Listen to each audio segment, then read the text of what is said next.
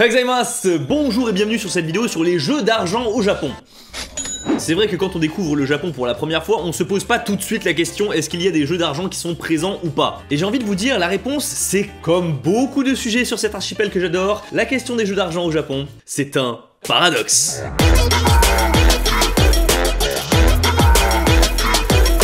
Alors d'habitude le paradoxe je vous le donne voilà en fin de vidéo avec plein de statistiques, des explications, tout ça, mais là c'est trop. D'après l'article 23 du code pénal au Japon datant de 1907, les jeux d'argent sont tout simplement interdits au sein du pays. Ok, ça c'est la première info hein. Et voici la seconde. En 2014, plus de 5 millions de Japonais sont accros aux jeux d'argent.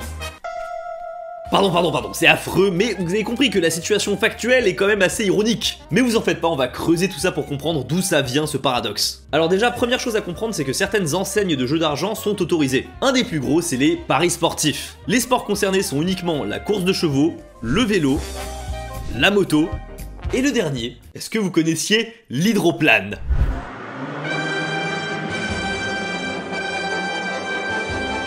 Pour ceux qui savent pas, vous en faites pas, moi non plus je savais pas du tout ce que c'était, et naïvement je pensais que c'était une sorte de course de bateau voilà en ligne droite, et il fallait y aller avec des super boats vraiment très rapides, mais c'est pas totalement ça. En vérité, c'est une course, mais c'est beaucoup plus rigolo. Oh bordel, j'adore mon pays. Je connaissais pas du tout et ça a l'air mais tellement stylé. En fait c'est beaucoup plus technique que ça en a l'air parce que les pilotes se penchent dans les courbes pour pouvoir prendre différentes positions et donc mieux négocier le virage. Et je vous avoue, j'aimerais tellement franchement assister à une course.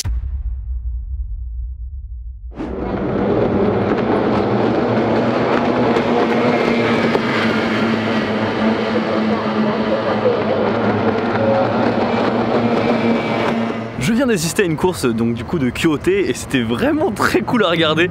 Je suis venu juste... Non il repasse. Apparemment ce qui est assez cool avec le Kyoté c'est que comme il n'y a que 6 bateaux qui courent, et bien du coup t'as plus de chances de gagner même si tu connais rien en fait. Mais je vous jure qu'à l'intérieur dans la salle des jeux, enfin la salle des paris, je sais pas, la salle des gains, je sais pas comment on appelle ça, waouh, l'ambiance déjà est très masculine, il y a énormément de vieilles personnes et ouais, je me sentais presque un peu mal à l'aise tu vois. Mais franchement c'est vraiment cool d'assister à ça, c'est totalement gratuit et tout en plus j'arrive comme ça, il y a le soleil couchant, c'est magnifique. Alors bien sûr en termes de paris, il n'y a pas que les courses voilà, qui ont une exception pour tout ce qui est jeux d'argent, et il y a aussi des loteries, et ça c'est même une grosse exception. Et pour le coup ça c'est autorisé, et même bien autorisé. Takarakuji. Alors la loterie de base au Japon existe depuis le XVIIe siècle, mais elle a été interdite puis réautorisée pour être réinterdite, puis autorisée. Bref, ça a pas mal alterné comme ça durant l'histoire, et en 1990 c'est bon, elle est bel et bien autorisée. Pour combien de temps ? On ne sait pas. En termes de gains, c'est assez chaud, et à plusieurs niveaux j'ai envie de dire. Même si les gains montent théoriquement jusqu'à l'équivalent de millions d'euros, les pertes sont assez conséquentes parce qu'en fait, il y a en plus de la commission du vendeur, la commission de l'État, qui est de 50%. En France c'est 20. Pour une fois que c'est moi en France. Bref, c'est peut-être rigolo, mais en fait dans les faits tu te fais complètement plumer. Vraiment les personnes qui jouent au Japon à la loterie, ils sont stupides. Je vais en acheter 5. Ok. L'argent part vite dans cette vidéo.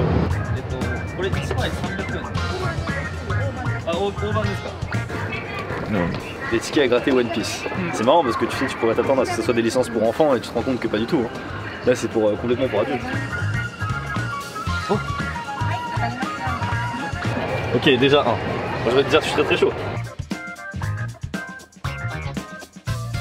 Ok, j'en ai encore 4. Ça devient frustrant. Très bien. Le dernier. Oh non. Ok. Sur les 3 j'en ai eu que toujours à chaque fois 4. Regardez ces enfoirés, attendez, regardez. Vous voyez là c'est le logo de Oden, là il y en a 2 là. Il reste encore 4 à gratter là, j'en ai 4 à gratter. Il me suffit d'encore un seul hein.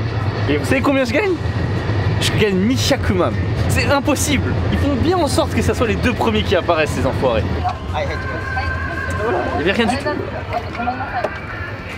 Bon, je suis content, on a au moins vu que les tickets à gratter c'était que bon, ça marche pas, hein, faut pas rêver. Mais en vrai, je suis content d'avoir trouvé des trucs à licence et ça me donne de ouf, enfin ça me donne trop envie de faire une vidéo genre 1000 € tickets à gratter au Japon. T'as pas envie de faire ça? Moi je suis un gros con, moi. Bon, il est temps de passer à un autre jeu que les Japonais adorent, le Mahjong. Mahjong. Là, c'est le moment où vous commencez à vous dire, attends, pour un pays qui soi-disant interdit les jeux d'argent, il y en a quand même un bon paquet, non? Et je vous le dis, la liste est encore loin d'être terminée. Le Mahjong, c'est quoi?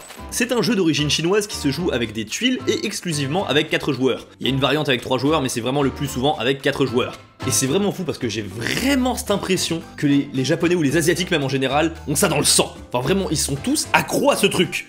Dans le principe, faut faire des combinaisons de tuiles, voilà, comme au poker, mais il y a plein de petites règles, voilà, qui viennent complexifier le jeu. J'avoue, pour faire cette vidéo, je me suis renseigné un petit peu sur comment jouer au Mahjong, et c'était assez intéressant, il y a plein de concepts et tout différents. Il y a même des petites manières de politesse en fait à avoir dans le jeu, donc c'est, je trouve, ultra classe. De toute façon, avant, je connaissais que la version solitaire dans l'avion qui était un peu triste, voilà, il faut se l'avouer. Mais de toute façon, vu qu'on est au Japon, il y a forcément un animé de...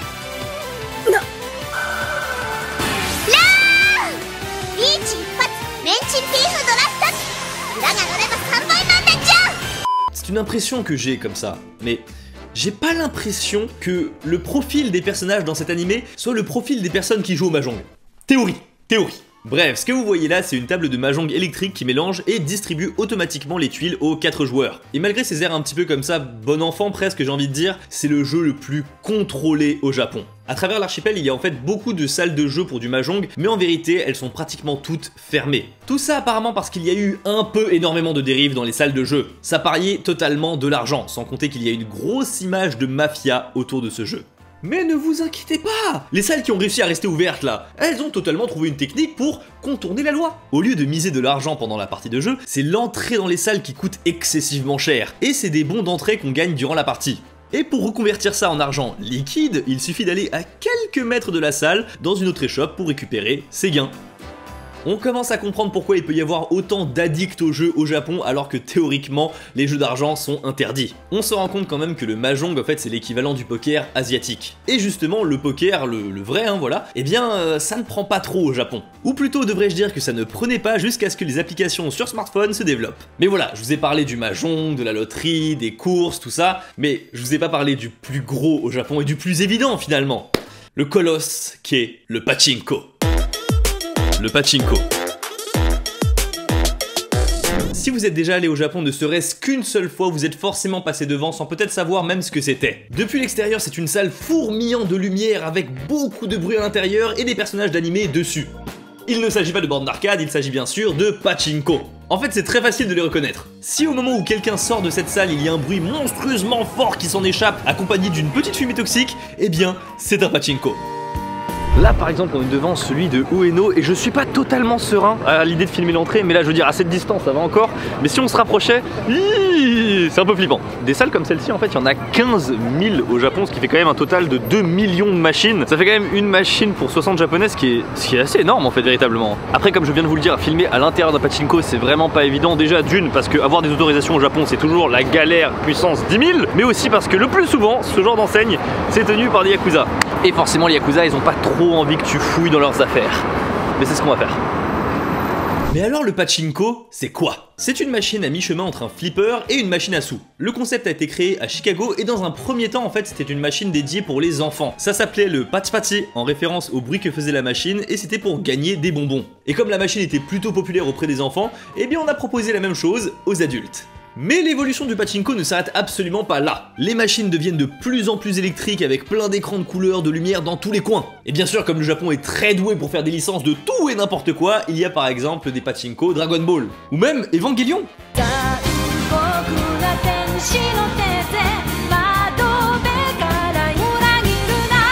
Pour y jouer au pachinko, c'est vraiment très simple. On insère des billes, on tire sur une manivelle et en fonction de la force que l'on met sur la manivelle, eh bien la bille va partir plus ou moins fort. Et une fois qu'elle est partie, l'objectif c'est qu'elle retombe dans les bons trous. Et bien si elle tombe dans les bons trous, tu vas gagner plus de billes. Toutefois, le pachinko, ce n'est pas juste une machine, c'est une salle et surtout une ambiance. L'ambiance à l'intérieur est vraiment effervescente et c'est d'ailleurs comme dans tous les lieux pour machine à sous. Pour être allé plusieurs fois à Las Vegas, je peux vous dire que voilà, c'est dans le même style. De la musique forte, des consos, des lumières de tous les côtés et du bruit, toujours plus de bruit. D'ailleurs à Las Vegas c'est assez rigolo de noter au fait qu'il n'y a plus de jetons, il n'y a plus de pièces comme ça en fait, mais il y a quand même le bruit si jamais tu gagnes. C'est-à-dire que si jamais tu gagnes et que tu fais le rolo, t'as un bruit de comme ça, mais il n'y a plus de pièces, c'est complètement artificiel. Et bien sûr, tout ceci, c'est fait pour stimuler le joueur. Au Japon, forcément, quand tu touches le gros lot, il y a énormément de billes qui d'un coup se déversent et tu te retrouves comme ça avec des énormes seaux. Et ces seaux remplis de billes, bah au bout d'un moment, il faut en faire quelque chose. Du coup, tu vas les poser tout simplement à côté de toi ou même derrière toi parfois. Mais gardez quand même bien à l'esprit que une bille, c'est genre 4 yens. Ce qui fait que juste avec cette petite pièce, je peux déjà avoir 25 billes. C'est pour ça qu'on peut se permettre de les laisser derrière soi sans craindre que quelqu'un les vole. Sans compter qu'on est au Japon, donc tout ça reste très safe. Ok, retour à chaud là, on vient de sortir. J'ai eu trop de chance, il y a un monsieur qui était à côté de moi qui nous a expliqué comment jouer et tout. Enfin, il nous a expliqué un petit peu. Vraiment, tu connais pas, t'es perdu. Je veux dire, les boutons, tu crois qu'ils sont sur le devant? Non, ils sont sur le côté là en fait pour. Enfin bref, je vais appuyer. J'ai réussi à gagner, j'ai tout mis, j'ai mis 1000 yens au début. Et j'ai récupéré 700 yens. Et après, sur la deuxième fois, j'ai récupéré genre 150 yens. Et puis il n'y avait plus grand chose. Après, c'est parti, il n'y avait plus grand chose. En vrai, j'ai kiffé l'expérience juste pour une fois au moins, tu vois, safe. J'ai pu apprendre des trucs. Ils étaient même cool, tu vois. On a expliqué quand on est rentré. J'ai expliqué au mec que c'était la première fois et tout. Il m'a dit, ok, ici c'est un pachinko. Voilà, vous avez l'étage à 4 yens. Il y a aussi des étages à 1 yen et tout. Donc c'était plutôt cool. Par contre, c'est blindé. C'est-à-dire qu'on est dimanche, il est 14 h. C'est blindax, sa mère. Voilà. Une fois que tu te décides, voilà, que t'as assez joué, que t'es repu et tout, et que tu vas aller changer tes billes, s'il t'en reste bien sûr, eh bien tu vas te diriger vers une machine où tu vas verser toutes tes billes comme ça, et elle va te rendre un ticket avec le nombre de billes que tu as correspondant. Mais techniquement, si on échangeait dans le pachinko ce ticket contre de l'argent, eh bien ce serait illégal. Donc on a trouvé une solution. La vérité, c'est qu'en récupérant le ticket où t'as ton nombre de billes inscrit, tu peux échanger ça contre de l'argent liquide dans une enseigne un peu plus loin. Et comme c'est dans 2 bâtiments différents, voilà, c'est pas considéré comme étant illégal. Est-ce que tu peux avoir un gouvernement plus comme ça? Wow, je ne vois pas ce qui se passe, incroyable. Ok, avec Mitsugi, là, ce que vous voyez juste derrière nous, en fait, bah, c'est tout simplement le lieu où ils échangent leurs petites cartes, en fait. Ouais, mais genre, je pensais que c'était un peu caché ou un peu loin et tout. Que dalle. C'est à côté. Et c'est genre super lumineux et tout, enfin il y a même des symboles de police, tout ça. Tu sens ils sont rodés. Et on va y aller. Et c'est comme ça en vérité que le pachinko devient au Japon une machine à sous déguisée. D'ailleurs, fun fact, même ma mère ne savait pas qu'on pouvait gagner de l'argent avec les pachinko, elle pensait qu'il y avait toujours que des lots en fait qu'on pouvait gagner. Après je pense que le gouvernement est totalement au courant, voilà, mais qu'il fait semblant de ne pas voir, ou qu'il a des intérêts là-dedans. Et on va voir un peu plus tard que oui, le gouvernement il a des intérêts là-dedans. Et puis il faut bien se rappeler qu'après tout, ce n'est pas illégal. En regardant certains commentaires, j'ai vu que rentrer dans un pachinko pour des étrangers, ça peut être parfois compliqué et ça peut faire un peu peur. De base, c'est quand même tenu par des yakuza, et quand ils voient un gaijin rentrer, ils se disent que soit il sait pas jouer, soit il est là pour filmer. Filmer, c'est mon cas, voilà. Mais quoi qu'il arrive, ils ont juste une envie, c'est de te virer. Mais du coup, des pachinko gaijin friendly, ça existe aussi. J'en ai trouvé un à Akihabara, mais il y en a aussi un peu partout dans le Japon. L'ambiance est radicalement différente, déjà c'est non-fumeur, et il y a beaucoup moins de bruit. Rien qu'avec ces 2 éléments-là, ça n'a plus rien à voir avec l'ambiance que je vous ai montré tout à l'heure. En fait, dans cela, il y a des membres du staff qui vont t'apprendre à jouer, et il y a un peu plus l'ambiance café. Par contre, il y a clairement pas d'arrière-boutique où tu peux échanger tes billes contre de l'argent, malheureusement. On peut seulement les échanger contre des produits en vente tels que des figurines ou de l'alcool. Et ce qui est assez cocasse, c'est que en réalité, même si vous n'êtes jamais allé au Japon, je suis pratiquement sûr que vous avez déjà joué au pachinko, ou alors quelque chose qui se voulait être un pachinko. Allez, ça part en théorie. Un endroit où vous dépensez de l'argent pour avoir des jetons en retour et vous jouez des jetons pour obtenir plus de jetons. Ça vous rappelle rien? Bien entendu, je parle du casino dans Pokémon. J'ai pas de preuves formelles bien sûr, mais comme il n'est pas question de gagner de l'argent dans le casino Pokémon, je pense que la comparaison avec un pachinko est plus adéquate. Surtout que si on pousse la comparaison jusqu'au bout, ce sont les Yakuza voilà qui gèrent les pachinko au Japon. Et qui est-ce qui s'occupe du casino dans Pokémon? La Team Rocket. Et voilà, vous l'aurez compris que c'est le pachinko qui est responsable de l'addiction des japonais aux jeux d'argent. Et c'est un business monstrueux. L'industrie a rapporté en 2016 188 millions d'euros. On est très loin des chiffres de l'industrie du X japonais, mais ça reste quand même un sacré paquet d'argent. La légalité. C'est l'article 23 du code pénal au Japon qui déclare officiellement que les jeux d'argent sont au Japon illégaux. À quelques exceptions près, et bien sûr si tu contournes la loi, pas de souci. Cependant, l'amende en cas d'infraction est assez salée. 500 000 yens et 3 ans d'emprisonnement ferme pour les récidivistes. Et donc par exemple, au Japon, juste miser 1000 yens au milieu de la table entre potes, eh bien c'est illégal. Par contre, ce que font les Yakuza, eux, pas de problème. Hypocrisie, 2 poids 2 mesures, on commence à être un peu habitué. La vérité c'est que non seulement le gouvernement tolère tout ça, mais qu'en plus, en fait, avec les JO, MDR, bon, ils voulaient carrément créer des casinos de toutes pièces. Tout ça bien sûr pour rendre le pays plus attractif, voilà, pour que les Américains se sentent un peu comme chez eux pour l'argent. Ils voulaient faire ça pour l'argent. D'ailleurs, information que je tiens grâce à Marie, en Corée, il y a des casinos, voilà, mais c'est juste que les Coréens n'ont pas le droit de rentrer dedans. C'est que pour les étrangers. Ah, c'est la frustration extrême. Mais bon, pour en revenir à la loi au Japon, eh bien, à la base, elle était là pour une bonne raison en fait, pour protéger les citoyens. et surtout pour éviter que les gens tombent dans la pègre. Parce qu'en soi, le système, il est super simple pour eux. Tu viens miser de l'argent dans une enseigne. Tu perds tout parce que t'es un débutant qui croit en sa bonne étoile. Malheureusement, une fille toute jolie de l'enseigne va t'inciter à dépenser tout ton argent. Tu te fais plumer à sec et puis là, le patron, tout gentil, il te propose un verre. Bim, alcoolisme. Sous l'effet de l'alcool, le barman tout gentil te dit « Allez, tu vas te refaire. Voici 100 000 yens de plus pour jouer, je crois en toi. » Toi, t'es tout content, mais t'es tout bourré en vérité. Tu joues, tu perds. Fin. Et là, plus de barman, plus de jolies filles. Ah, d'un coup, des armoires à glace qui veulent ton pognon. Beaucoup de pognon. Et cette fois-ci, ils vont pas te demander 100 000 yens, non. C'est 1 million de yens qu'ils vont te demander, voire peut-être plus. Tu refuses, normal, bam, tu prends une droite, et là maintenant tu dois 2 millions de yens. Et tu dois te refaire une dent. La vie a basculé en 2-2, et c'est maintenant que tu comprends en fait que la fille et le barman étaient complètement de mèche avec toute l'enseigne, et que tu t'es juste fait avoir de bout en bout. Et ce qui est malheureux, c'est que des cas comme ça, eh bien au Japon, il y en a tous les jours.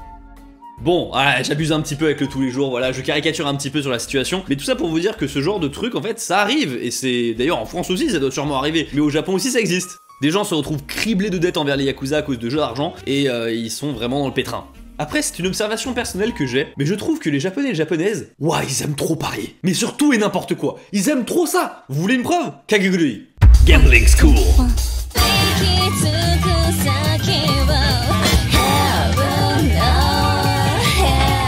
C'est un anime où des lycéens parient de l'argent sur tout et n'importe quoi, et le personnage principal est un Brax.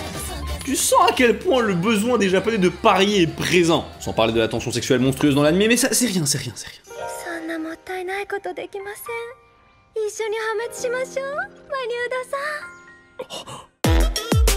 Conclusion. En conclusion, je dirais que j'ai perdu du fric. Non mais sérieusement, avec toutes ces conneries de jouer à droite à gauche, là j'ai fait que perdre des sous. Entre le pachinko, la loterie et les paris sportifs, l'argent s'est bien envolé, je vous le garantis. Donc voilà, je vous préviens, je ne veux pas faire cette vidéo pour inciter les gens à jouer, je vous préviens contre les dangers de l'addiction des jeux d'argent. Clairement, c'est pas pour rien qu'il y a 5 millions d'addicts sur l'archipel. Et justement, pour un pays où techniquement c'est illégal, vous avez bien compris qu'il y a plein de moyens de contourner la loi. Et assez facile d'ailleurs. Personnellement, je vous avoue quand même le coup de l'arrière-boutique, c'est vraiment abusé quoi, parce que tout le monde le fait, hein, c'est un truc, mais c'est genre c'est pas un truc caché que j'ai découvert, hein, c'est vraiment... tout le monde, et c'est la norme. Le gouvernement tolère ce genre de truc, alors que bizarrement, dès qu'il y a une célébrité voilà qui se permet de jouer au poker entre amis, waouh, là c'est le bad buzz. Là on le traîne dans la boue et tout, donc c'est vraiment, tu sens il y a 2 poids 2 mesures quoi. Encore une fois, un joli paradoxe japonais. Après je vous avoue, en vrai jouer au pachinko ça te défonce les oreilles, mais il y a un côté sympa, tu deviens vite addict au truc. Après la course de bateau c'est quand même super excitant à regarder, donc je comprends, mais je veux juste pas inciter à jouer. Voilà, personnellement ma technique c'est tu prends un billet, tu ne prends rien d'autre sur toi, et tu joues ce billet là et c'est tout. Voilà, c'est ma technique. Merci beaucoup d'avoir regardé cette vidéo, j'espère qu'elle vous aura plu avec les différentes mises en situation à droite à gauche comme ça. Puis n'hésitez pas à lâcher le pouce bleu si c'est le cas et à vous abonner. Moi je vous dis à la prochaine. Tchuss.